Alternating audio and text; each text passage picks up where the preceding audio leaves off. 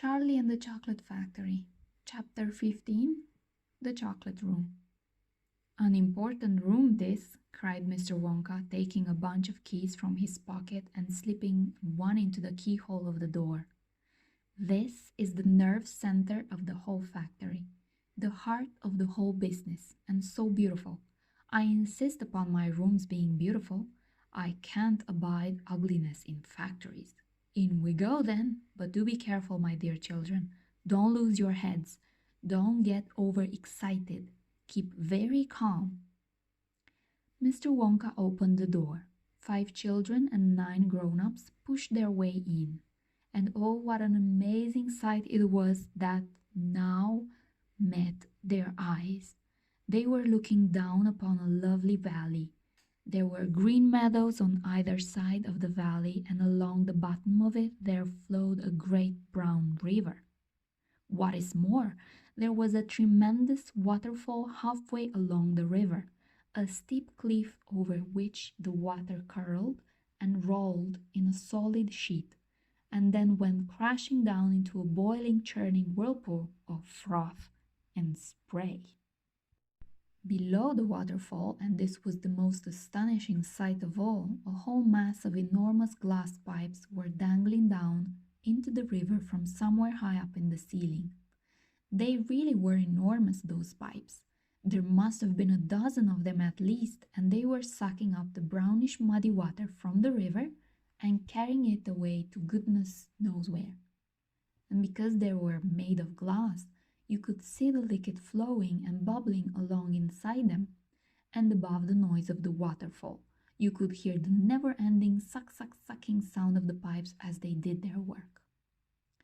Graceful trees and bushes were growing along the river banks, weeping willows and alders and tall clumps of rhododendrons with their pink and red and mauve blossoms. In the meadows there were thousands of buttercups. "There!" cried Mr. Wonka, dancing up and down and pointing his gold-topped cane at the great brown river. "It's all chocolate. Every drop of that river is hot melted chocolate of the finest quality, the very finest quality. There's enough chocolate in there to fill every bathtub in the entire country.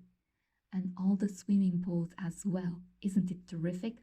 And just look at my pipes. They suck up the chocolate and carry it away to all the other rooms in the factory where it's needed. Thousands of gallons an hour, my dear children. Thousands and thousands of gallons." The children and their parents were too flabbergasted to speak. They were staggered. They were dumbfounded. They were bewildered and dazzled. They were completely bowled over the hugeness of the whole thing. They simply stood and stared. "The waterfall is most important," Mr. Wonka went on. "It mixes the chocolate, it churns it up, it pounds it in and beats it.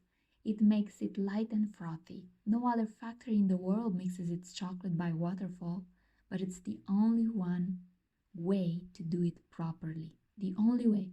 And do you like my trees?" he cried, pointing with his stick. "And my lovely bushes? Don't you think they look pretty? I told you I hated ugliness, and of course they are all eatable, all made of something different and delicious. And do you like my meadows? Do you like my grass and my buttercups? The grass you are standing on, my dear little ones, is made of a new kind of soft, minty sugar that I've just invented. I call it swodge. Try a blade. Please do, it's delectable." Automatically, everybody bent down and picked one blade of grass. Everybody, that is, except Augustus Gloop, who took a big handful. And Violet Beauregard, before tasting her blade of grass, took the piece of world record-breaking chewing gum out of her mouth and stuck it carefully behind her ear. "Isn't it wonderful?" whispered Charlie. "Hasn't it got a wonderful taste, Grandpa?" "I could eat the whole field," said Grandpa Joe, grinning with delight.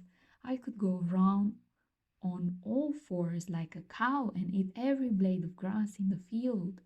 "Try a buttercup," cried Mr. Wonka. "They're even nicer." Suddenly, the air was filled with screams of excitement. The screams came from Veruca Salt. She was pointing frantically to the other side of the river. Look, look over there, she screamed. What is it? He's moving, he's walking. It's a little person, it's a little man down there below the waterfall. Everybody stopped picking buttercups and stared across the river. She's right, Grandpa, cried Charlie.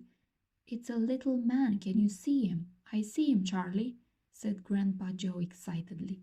And now everybody started shouting at once. There's two of them. My gosh, so there is. There's more than two. There's 1, 2, 3, 4, 5. What are they doing? Where do they come from? Who are they? Children and parents alike rushed down the edge of the river to get a closer look. Aren't they fantastic?